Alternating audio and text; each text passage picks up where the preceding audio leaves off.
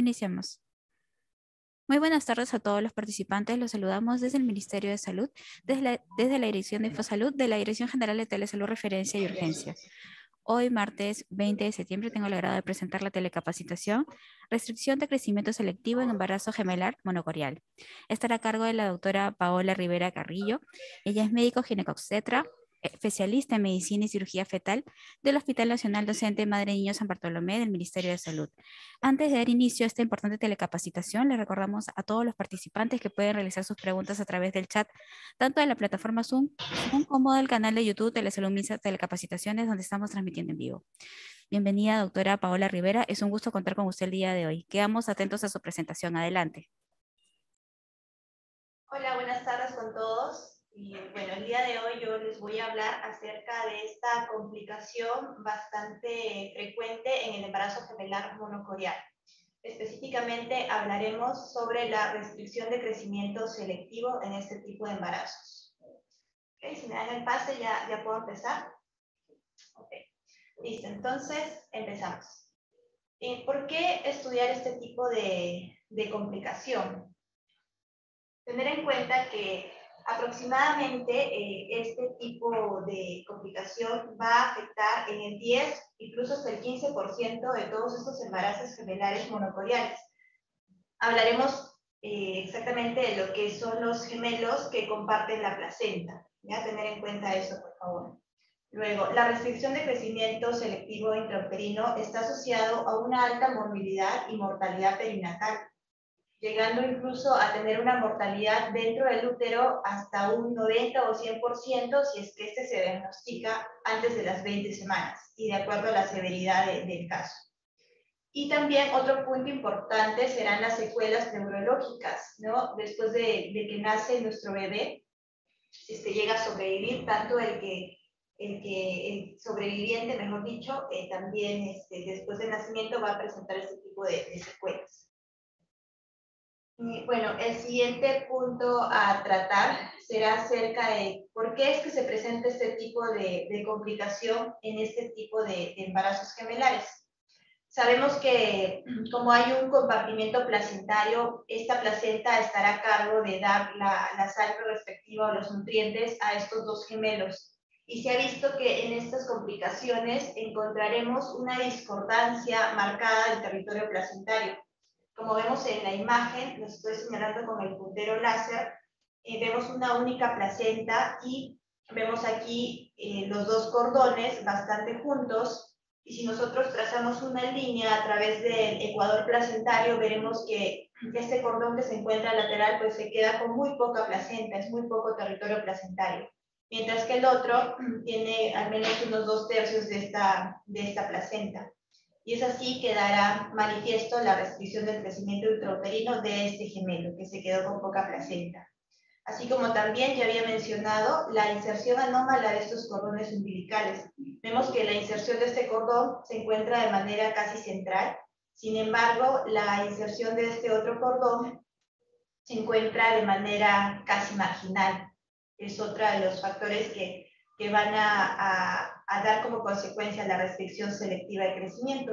Y también se ha visto, aunque no en todos los casos, sí hay que tomarlo en cuenta, algunas anastomosis vasculares. Más adelante voy a especificar qué tipo de anastomosis vascular que van a compartir estos dos territorios placentarios van a dar la manifestación de esta complicación. Pero principalmente yo creo que en esta exposición debe de quedar claro que se trata de la discordancia marcada de territorios placentarios y la inserción anómala de los cordones umbilicales.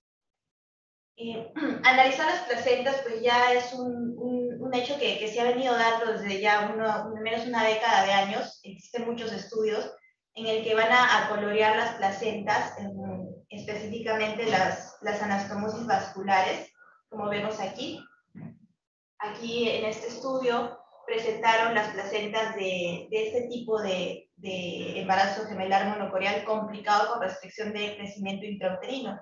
Nuevamente vemos que si trazamos una línea a través de este ecuador vascular, encontraremos poco territorio en el lado del gemelo restringido y mucho más territorio placentario en el gemelo que tiene un adecuado crecimiento intrauterino. Veremos aquí también la inserción velamentosa de este cordón umbilical. Si se dan cuenta, vemos incluso anastomosis en la membrana, ¿no? Y algunas comunicaciones que van a estar dadas entre tanto el gemelo restringido como el gemelo que tiene peso adecuado, ¿no? Y nos queda poco territorio placentario. Al igual aquí tenemos otro ejemplo bastante claro, ¿no? De la fisiopatología de la restricción de crecimiento intrauterino selectivo. Nuevamente encontramos un cordón de manera marginal, un cordón que está más central. Vemos que incluso están muy juntos las inserciones de los cordones y toda esta zona de aquí es territorio placentario del gemelo de peso normal, mientras que el otro gemelo, pues miren, se quedó prácticamente sin nada de territorio placentario, y aquí algunas anastomosis compartidas. Un poquito más de ejemplos para que ya nos quede claro de por qué es que sucede este tipo de complicación en estos embarazos. Nuevamente vemos el cordón bastante marginal, todo este territorio placentario del gemelo de peso adecuado, y nos queda solamente este territorio del otro gemelo. Y aquí encontraremos algunas anastomosis que, si bien es cierto, están compartiendo el flujo sanguíneo también, y también podrían compensar de cierta manera el territorio escaso que tiene este gemelo pequeño. Bueno, entonces antes de yo pasar a la parte de cómo realizar el diagnóstico de estos gemelitos con restricción selectiva de crecimiento intrauterino, creo que es importante recordar y saber cómo nosotros deberíamos realizar la evaluación en gemelos monocoriales, aquellos gemelos que van a compartir la placenta. Aquí en el año 2016, si no me equivoco, la ISUOP, ¿no? Que es la organización, es una organización mundial de ginecobstetricia, lanza unas recomendaciones muy prácticas, me parece que son bastante prácticas para nosotros y para poder recordar fácilmente cómo hacer el seguimiento de estos embarazos monocoriales. Vamos a analizar este esquema que publica en esta guía de manejo práctico para el embarazo gemelar. Ya sabemos que todo embarazo, o sea, lo ideal y que nosotros debemos de solicitar será la ecografía en el primer trimestre, que se da entre las 11 semanas a 13.6 semanas. Aquí le ponen 14 semanas. ¿Qué es lo que vamos a identificar en estas semanas de gestación al realizar la ecografía? Pues primero será la fecha, cuántas semanas tiene en el momento en que se realiza el ultrasonido, la identificación de la corionicidad. Creo que de repente esta es la parte mucho más importante en este momento, porque aquí es donde vamos a identificar si se trata de un embarazo monocorial o un embarazo bicorial. Ya que es importante, les había mencionado anteriormente que los embarazos monocoriales son aquellos que se nos van a complicar más. ¿Okay? Entonces, y por lo tanto el seguimiento va a ser especial para este tipo de gemelos, ¿no? Va a ser más seguido incluso. También recomienda hacer la detección de aneuploidías, ¿no? En este caso, pues, el más frecuente, el T21. Posteriormente a esta ecografía, nosotros vamos a realizar las ecografías a partir de las 16 semanas en adelante. Recordar esta edad gestacional, 16 semanas, apenas ingresando al segundo trimestre. Que no nos vamos a ir a una ecografía morfológica como un embarazo único. Si nosotros empezamos la siguiente ecografía a partir de las 16 semanas, ¿qué es lo que nosotros vamos a reportar?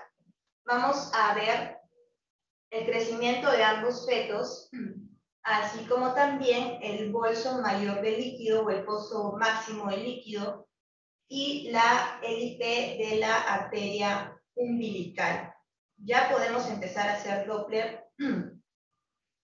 en estas semanas de gestación, así como también el IP de las arterias uterinas. Posteriormente a esto, veremos la siguiente ecografía 2 semanas después, a las 18 semanas. De aquí en adelante van a ser las ecografías cada 2 semanas. Ojo, esto en embarazos monocoriales sin complicaciones, justamente para detectar a tiempo las complicaciones.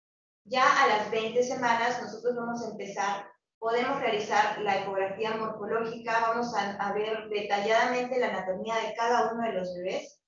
Continuamos con la biometría, el crecimiento, el líquido es muy importante. Y seguimos con el Doppler, el análisis del Doppler, el índice de pulsatividad de la arteria umbilical, la velocidad pico sistólico máxima de la arteria cerebral media también, para ver si es que podemos encontrar por ahí alguna otra complicación como el síndrome, la secuencia anemia policitemia, que también es frecuente en este tipo de embarazos. Y como se dan cuenta, pues el seguimiento vamos a continuar de manera de cada 2 semanas, 22, 24, 26, 28, 30, 32, 34, 36 semanas. Y vamos a continuar con el crecimiento fetal, el líquido, la arteria umbilical y la arteria cerebral media principalmente.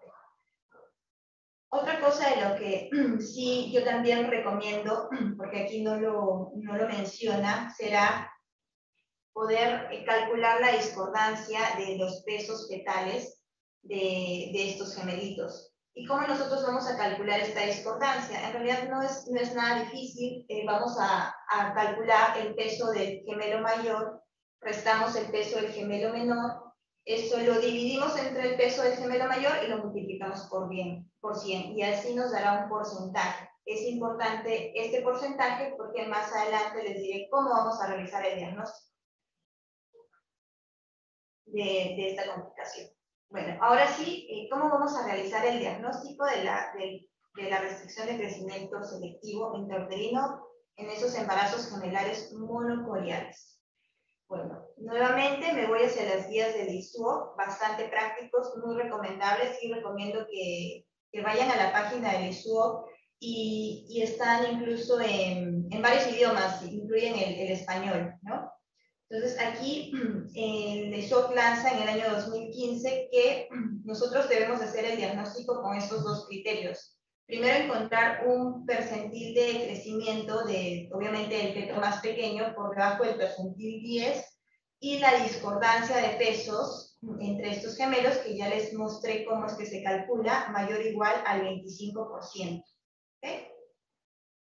Bastante práctico, no veo inconveniente en cómo no realizar este diagnóstico. Sin embargo, en el año 2018, ya estamos un poquito más adelante, se reporta este estudio con consenso Delphi, que finalmente sale publicado en el año 2019, hace 3 añitos. ¿Qué es lo que nos plantea la doctora Asma Khalil, ¿no? Bastante conocida en la publicación de estudios sobre embarazos gemelares monocoriales y sus complicaciones?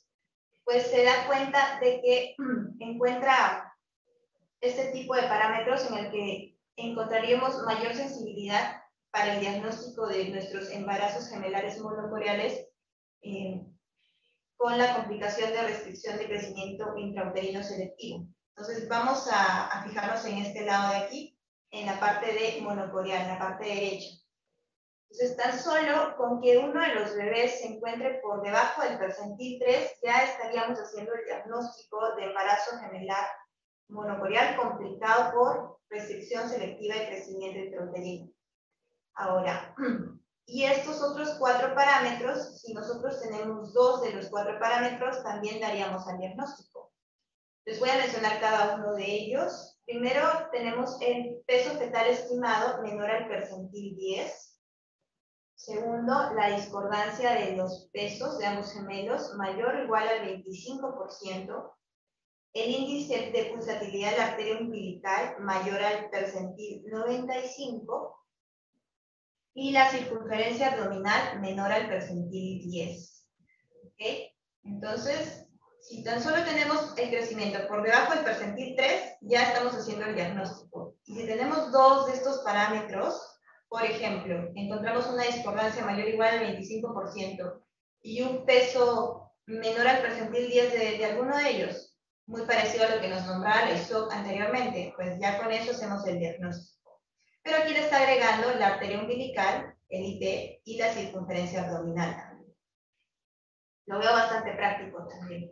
Entonces sí deberíamos de aplicarlos, está recomendado.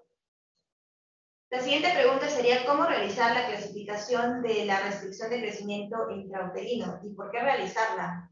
¿Basta con hacer el diagnóstico o tenemos que clasificarla? Esto ya fue definido en el año 2007, ya un poquito más de 15 años más o menos, ya va tiempo, en el que la restricción de crecimiento intrauterino selectivo fue clasificado en 3 tipos por Gratacos, allá en Barcelona.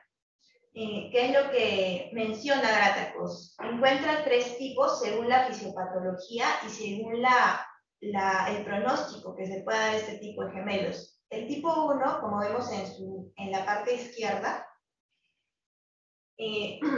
va a presentar, una vez habiendo hecho el diagnóstico de la diferencia de pesos y por debajo del percentil 10, vamos a insonar la arteria umbilical del feto más pequeño. Y si es que nosotros encontramos la arteria umbilical con una sístole y con la diástole presente, como vemos en la imagen, bastante representativa aquí, pues la clasificaremos como un tipo 1. Mientras que si encontramos, al insonar la arteria umbilical del feto más pequeño, encontramos la diástole ausente, se informará como un tipo 2 o se reportará como un tipo 2. Así como también si se encuentra la diástole reversa, también será un tipo 2, pero esto de manera constante, como ven en su imagen. Y si nosotros encontramos la diástole intermitente, como vemos aquí, aquí vemos una diástole presente y se va haciendo ausente hasta que se vuelve reversa en esta parte de aquí, ¿no? Y forma este tipo de onda como un serrucho, como los dientes de un serrucho. Estaremos hablando de una restricción selectiva de crecimiento tipo 3. Entonces, ¿por qué realizar esta clasificación? Bueno, aquí algunas características que nos menciona Gratacos en su mismo estudio. El tipo 1, el que les había mencionado, que encontramos la diástole presente, o sea, un Doppler normal de la arteria umbilical, específicamente el índice de pulsatilidad, vamos a encontrar que este grupo de gemelos va a tener un curso más benigno si comparamos con el tipo 2 y el tipo 3. Tendrá un riesgo bajo de muerte in útero o daño neurológico del gemelo que está en crecimiento adecuado. Y el nacimiento podrá ser mayor a las 34 semanas. ¿Okay? Con estos gemelitos, si nosotros les hacemos el seguimiento debido, incluso pueden llegar hasta las 37 semanas. ¿Okay? Si es que obviamente no hay empeoramiento de este tipo de onda. En cuanto a las características placentarias, se ha visto que estos gemelos, la desproporción de territorios placentarios no es tan grande. Y bueno, aquí recalcar que no existen anastomosis arterioarteriales. Aquí le ponemos no, porque más adelante les voy a decir dónde sí hay este tipo de anastomosis arterioarteriales. El tipo 2, sin embargo, ya vimos que es una diástole ausente o reversa de manera constante, tendrá el peor pronóstico. En realidad, tiene un riesgo alto de deterioro, tiene un riesgo alto de muerte fetal intraútero y también daño neurológico del gemelo sobreviviente. Y el nacimiento pues se tendrá que adelantar, ¿no? Podemos llegar hasta las 29 semanas. De repente podemos alcanzar unas semanas más, de acuerdo al tratamiento que podemos ofrecerle. Más adelante les voy a explicar de qué se trata este tratamiento.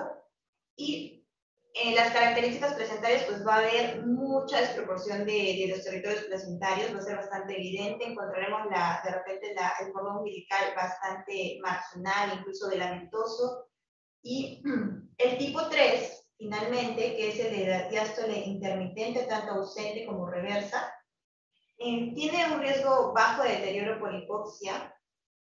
Hay una muerte más o menos del 15%. Algunos estudios reportan que es como una moneda al aire, es impredecible, es como un 50% y 50%. Y el daño neurológico, aquí reporta Gratacos del 10 al 15%, sin embargo, estudios posteriores hablan de un daño neurológico de hasta el 25%, incluso hasta el 50% del gemelo sobreviviente. El nacimiento también, según este estudio de Gratacos, recomienda las 32 semanas, un poco más. Pero pues, como les comento, ahorita hemos avanzado en cuanto al tratamiento y más adelante les voy a dar un poquito más de detalle hasta cuánto podemos llevar a estos gemelos. Las características placentarias. También hay desproporción de territorios placentarios, como los otros tipos, pero la diferencia en este tipo de restricción, de tipo 3, es que existe una anastomosis arterio-arterial grande, ¿ya? Que va a unir estos gemelos. ¿Y cuál es la característica de esta anastomosis arterio-arterial? Pues generalmente tiene un diámetro mayor a 2 milímetros, es bastante, tiene mucho diámetro, y a través de esta anastomosis va el flujo de sangre de manera bidireccional. Entonces, en algún momento pasará el gemelo pequeño al gemelo grande o del gemelo grande al gemelo pequeño. Y es por esta anastomosis que también pudiera ser la causa del daño neurológico que tiene un mayor porcentaje en este tipo de restricción. Bueno, aquí tanto la onda espectral de la arteria umbilical y se compara con lo que se vio en los gemelos en la placenta analizada en este tipo de restricción, en el tipo 2, ¿no? Vemos una onda reversa y vemos discordancia de los territorios placentarios, ¿no? Bastante evidente. Y en este tipo 3 vemos incluso aún una mayor discordancia del territorio placentario, pero también por ahí podemos encontrar la anastomosis arterio-arterial. Vemos aquí un cordón, vemos aquí otro cordón, y ven este flujo en azul, o el que está pintado en azul, pues sería la anastomosis arterio-arterial, que es bastante gruesa, es de un mismo color, por lo que les comenté que el flujo es bidireccional, por lo tanto no va a tener dos colores. Y con esto, pues, estaría quedando claro en la parte de los tipos. Ahora, factores de riesgo para que se produzca una muerte intrauterina, tanto en el tipo 1 como en el tipo 2. ¿Ya? Salieron muchos estudios posteriores también. No solamente nos quedamos con la arteria umbilical. En este estudio, por ejemplo, que fue publicado en el 2019 por Moraga, encuentra que el IP del ductus venoso, mientras más elevado se encuentre, pues será un factor pronóstico de muerte intrafetal para el tipo 2. Entonces vamos a ir un poquito más adelante, mejor dicho. En estos pacientes que se diagnostica un tipo 2, encontramos una onda reversa ausente, también tenemos que buscar o insonar el ductus venoso, y de acuerdo en el IP que se encuentre, si es mayor al percentil 95, hay que tener cuidado. Nos está indicando de que hay un mayor riesgo que se produzca la muerte intrauterina. Bueno, ahora hablaremos un poquito sobre el manejo conservador o quirúrgico. Y este esquema de manejo fue publicado también por Gratacos en el Congreso Mundial del ESOC en el año 2020. Entonces nos resume bastante bien, o es bastante práctico, ¿no? Porque cómo entender la fisiopatología en tipo 1, tipo 2, tipo 3, y de acuerdo a eso vamos a hacer el seguimiento. Bueno, aquí mencionarles que en el tipo 1 lo que recomienda es que el manejo será expectante, ¿ok? Primero eso, creo que es el único de esta clasificación que tendremos un manejo expectante, pero ese manejo expectante no significa que lo vamos a dejar pues, a su suerte, ¿no? Tenemos que hacerle un seguimiento. Este seguimiento se recomienda que sea de manera semanal, tanto el Doppler como también de la arteria umbilical, como también de la arteria cerebral media, ¿no? El líquido amniótico también, pero va a ser semanal.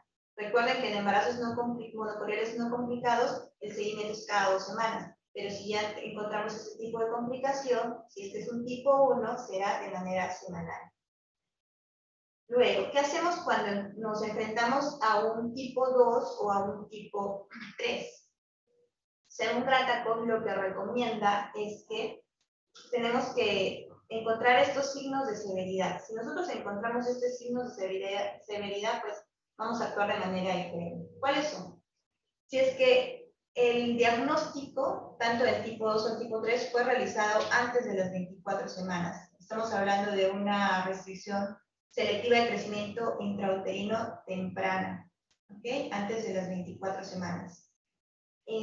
Luego, encontraremos una discordancia de peso si es que es mayor al 35%. También se ha visto que cuando es mayor al 35%, pues el riesgo de mortalidad es alto. Y tercero, si es que está asociado a oligohidramnios, ¿ok? A oligohidramnios. Ojo, solamente el feto pequeño en oligohidramnios. El feto de tamaño normal o de crecimiento normal tiene que tener un bolso de líquido máximo en valores normales, ¿ok? Porque si no, estaremos haciendo otro diagnóstico de otra de las complicaciones bastante frecuentes de los embarazos monocoriales, como es el síndrome de transfusión feto-fetal, ¿ok? Y también si es que estas sondas, si es que la diástole se encontraba ausente y de pronto se vuelve reversa de manera constante. Si hay un empeoramiento de esta diástole, también es otro signo de severidad. Y finalmente, como ya les había mencionado, esta asociación de la índice de pulsatilidad del ductus venoso mayor al percentil 95. Entonces, si nosotros tenemos estos signos de severidad positivos, tendríamos que considerar el manejo activo, ¿ok? Y si no, podríamos seguir con el manejo expectante, sin embargo, hacerle el seguimiento semanal.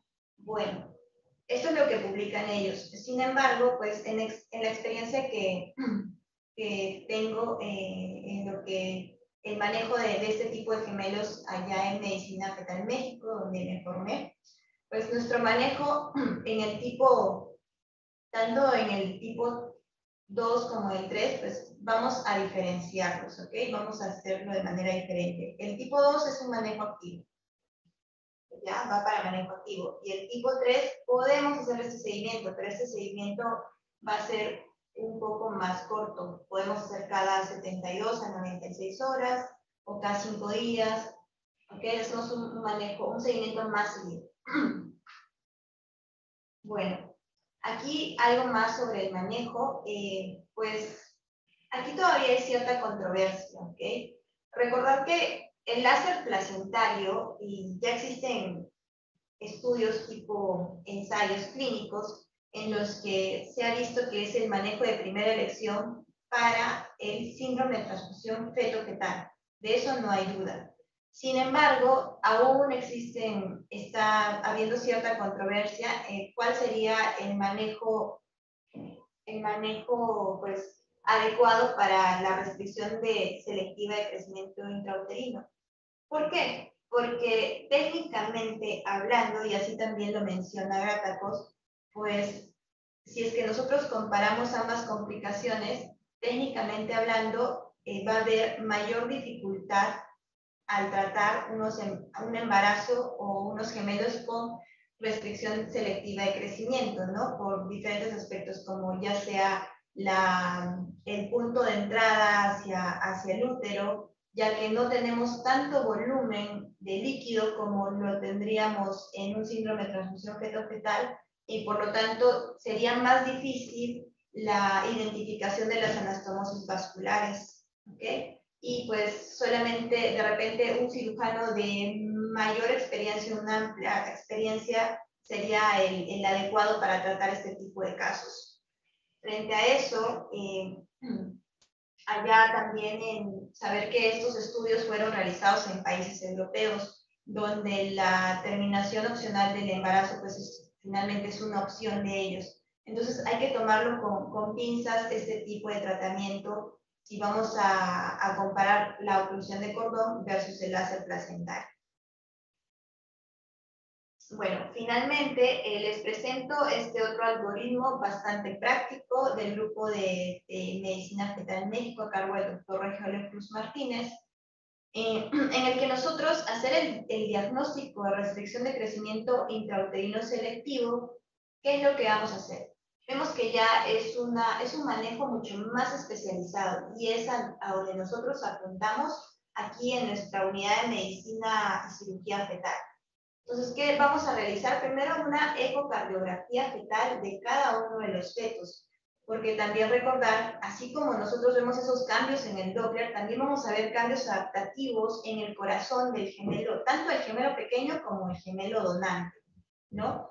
Adaptativos como también hasta cambios un poquito más severos que incluso pueden quedar en el postnatal, ¿ya?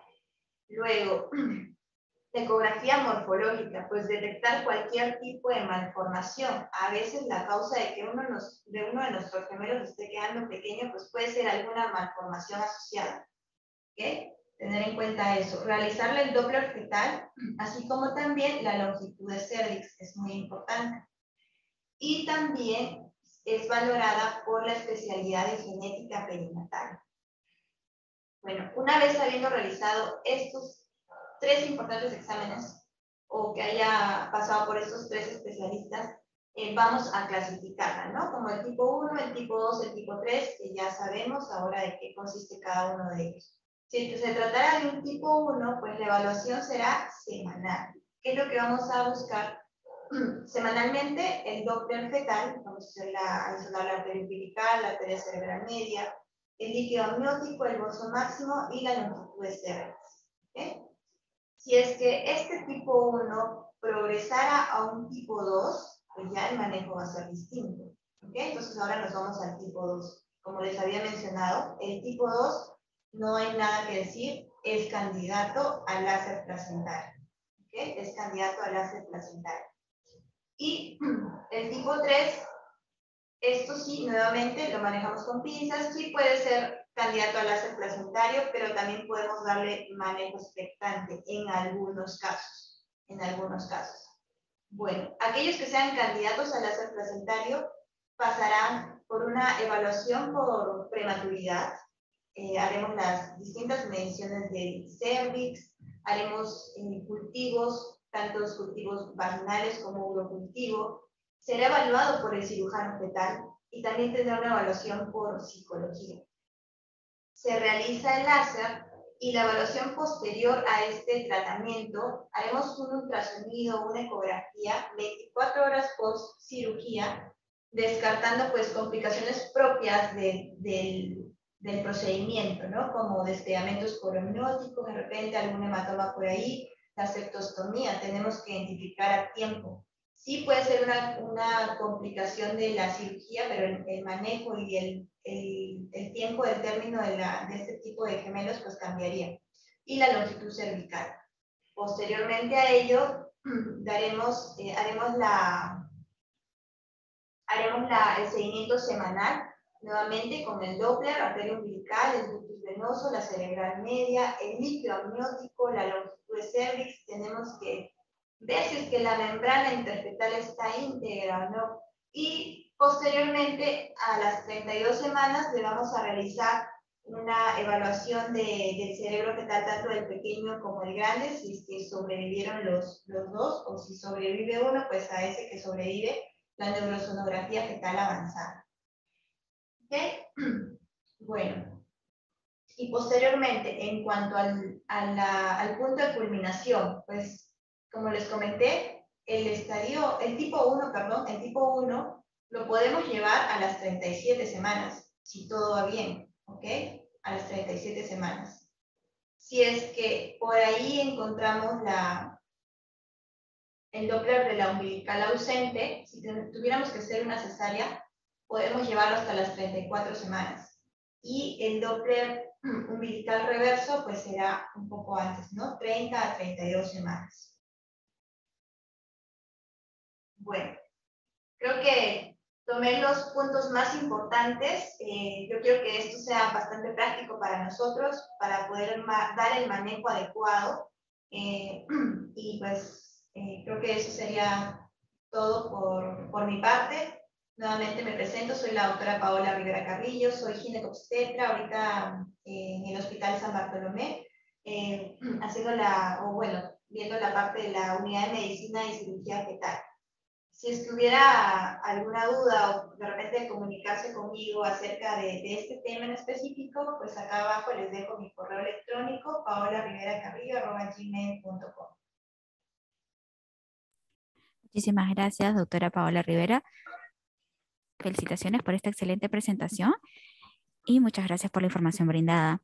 Tenemos algunas preguntas que nos han realizado los participantes. Nos preguntan por el diagnóstico diferencial en las complicaciones del embarazo gemelar monocorial.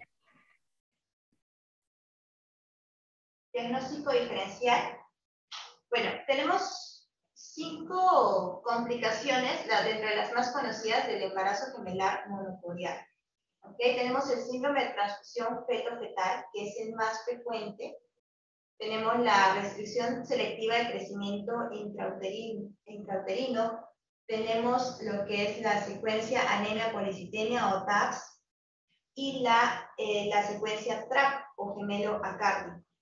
También tenemos la muerte de un gemelo o la malformación discordante. Esas son las complicaciones más frecuentes. Lo mencioné en orden de frecuencia. ¿Okay? A ver, yo creo que en este momento, también de manera práctica, les voy a dar algunos datitos. El síndrome de transfusión feto-fetal, y nosotros tenemos que tener en cuenta que se trata de líquidos, ¿okay? Volúmenes. Entonces, tan solo con que un gemelo tenga mayor a 8 centímetros de líquido de pozo máximo y el otro menos de 2 centímetros, ya estamos haciendo el diagnóstico de síndrome de transfusión feto-fetal. En ese caso, no tiene nada que ver los pesos. ¿Okay? La fisiopatología es otra. En la restricción del crecimiento selectivo, nosotros estamos hablando de territorios placentarios. Por lo tanto, aquí tenemos que tener la discordancia del 25% o menor al percentil 10. 2 de estos pues harán el diagnóstico, o si no, si es que uno de los gemelos tiene menor al percentil 3, ¿no? Y bueno, luego vas a evaluar la índice de la pulsatividad de la arteria umbilical y la circunferencia abdominal también. Luego, lo que es la anemia policitenia, pues también vamos a medir la arteria cerebral media de cada uno de los gemelos y podemos encontrar una mayor a 1.5 mol y el otro gemelo menor a 1 mol o múltiplo de la mediana, y haremos diagnóstico de este tipo de patología. ¿Okay? Creo que esas 3 son las principales para poder diferenciar. Muchas gracias, doctora, por la respuesta. Nos preguntan también si una mujer ha tenido un embarazo monocorial, ¿tiene alta probabilidad de que se vuelva a presentar? Si una mujer tuvo, ok, pues puede presentarse. Hay factores como de riesgo para que se presente un embarazo monocorial. Por ejemplo, ahora que han aumentado la frecuencia de fertilización in vitro o estas técnicas de reproducción asistida, pues está dando que también aumenta la frecuencia del embarazo monocorial, ¿no? También si es que hay la edad avanzada de la mamá o esta pues, edad materna tardía, como le dicen, pues también aumenta el riesgo de que se presente este tipo de embarazo monocorial. Muchas gracias, doctora, por la respuesta.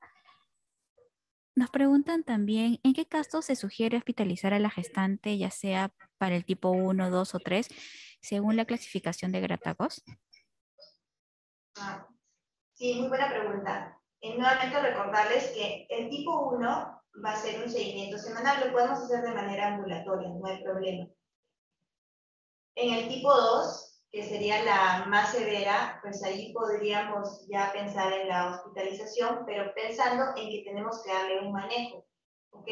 Yo creo que en el Perú existen 2 hospitales actualmente del Ministerio de Salud donde se está dando el manejo activo de este tipo de embarazos complicados, como es nuestro hospital, el Hospital San Bartolomé, y también el Instituto Nacional Materno Perinatal, ¿no? Estos 2 centros son especialistas en el manejo de este tipo de embarazos. Entonces yo creo que lo que recomendaría es pues hacer el diagnóstico y posteriormente hacer la referencia respectiva, ¿no? O comunicar a estas instituciones para hacer el manejo respectivo. Muchas gracias, doctora Paola Rivera. Tenemos la última pregunta. Nos indica si podría dar alguna sugerencia para que los profesionales en obstetricia tengan en cuenta al realizar los controles prenatales y puedan realizar una referencia de manera oportuna. Claro. Miren, yo creo que nos quedamos con este cuadrito bastante importante que mencioné al inicio. Es bastante práctico este de aquí. Entonces, creo que la captación de nuestros pacientes debería empezar en este primer trimestre. Nosotros, al detectar el tipo de corionicidad, pues ya hicimos mucho, ya abarcamos al menos un 60% de todo lo que vamos a hacer posteriormente. ¿Okay? Es muy importante detectar la corionicidad en este primer trimestre.